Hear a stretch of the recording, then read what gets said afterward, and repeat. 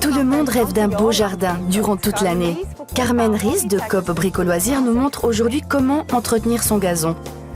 Carmen, c'est une tondeuse électrique, mais où est le fil? C'est une nouvelle tondeuse, sans fil. Elle est parfaite pour une petite surface comme celle-ci. Avec cette tondeuse, plus besoin de faire attention au fil. Elle est également beaucoup plus silencieuse que les modèles à essence. Elle est légère, facile à manier et peu encombrante. Épatant, je peux essayer? Bien sûr, il faut juste appuyer sur le bouton de sécurité et tirer le levier de commande. Alors, je te passe le chapeau.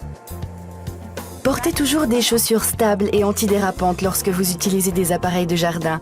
C'est d'avril à septembre que le gazon pousse le plus. Pendant cette période, il faut le tondre 1 à 2 fois par semaine. Plus les tontes sont faites régulièrement, plus le gazon est beau et dru.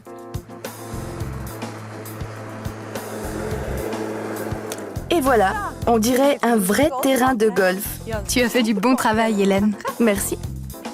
Le bac de ramassage est plein. Qu'est-ce qu'on fait de l'herbe coupée? On peut l'utiliser pour faire du compost ou la jeter avec les déchets végétaux. Si vous tondez souvent, vous pouvez travailler sans bac de ramassage et laisser l'herbe coupée sur le terrain. Carmen, les bordures ne sont pas parfaites, il y a encore des herbes qui dépassent. Oui, mais regarde, Hélène, nous proposons également des tailles-herbes sans fil. Ils éliminent les herbes restantes jusque dans les moindres recoins. L'étrier de protection permet de réaliser un travail de précision.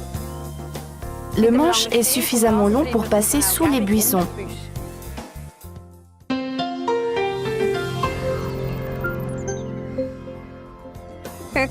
Et Carmen, qu'est-ce que tu apportes encore? Une nouvelle tondeuse? C'est un scarificateur. Il ameublit la terre et aère le gazon en enlevant les matières mortes. Passez le scarificateur lentement et de manière régulière. Quadrillez toute la surface en faisant un passage dans la longueur puis un autre dans la largeur. En règle générale, le gazon ne doit être scarifié qu'une fois au printemps et une fois à l'automne. À propos, as-tu encore un conseil à nous donner pour préparer le gazon à passer l'hiver? Il faut le tondre régulièrement tant qu'il continue de pousser.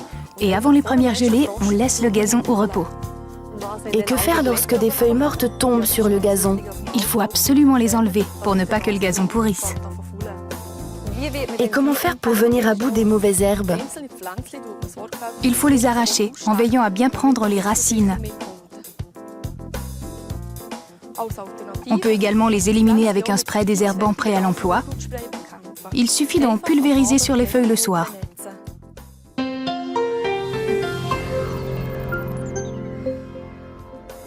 De la même manière que nous avons besoin d'énergie, le gazon a également besoin d'un peu d'engrais.